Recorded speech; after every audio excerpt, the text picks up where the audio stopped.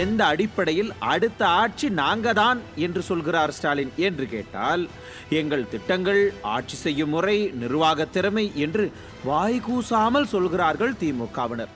சரி, ஒருவேளை தேர்தல், வாக்கு, கூட்டணி, கணக்கு என்றெல்லாம் வரும்போது ஏதாவது வாய்ப்பு இருக்கிறதா என்று யோசித்து பார்த்தால், கடந்த தேர்தலில், அதாவது 2021 தேர்தலில் திமுக கூட்டணிக்கும் அதிமுக கூட்டணிக்கும் இடையிலான வித்தியாசம் வெறும் 3 லட்சம் வாக்குகள் மட்டும்தான். அதுவும் 10 ஆண்டு காலம் ஆட்சி செய்து வருடத்திற்கு 30,000 போராட்டங்களை அனுமதித்து புரட்சி தலைவி மறைவு போன்ற மிக பெரும் அரசியல் நிகழ்வுகளுக்கு பிறகும் அதிமுக கூட்டணி 75 இடங்களை கைப்பற்றி இருந்தது.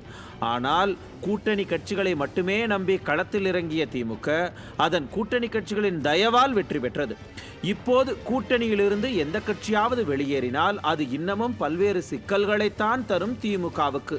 அப்படியானால் தேர்தல் கணக்கீடுகள் அடிப்படையிலும் திமுகவுக்கு வெற்றி இருப்பதாய் கண்ணுக்கெட்டிய தூரம் வரை அறிகுறிகள் தென்படவில்லையே.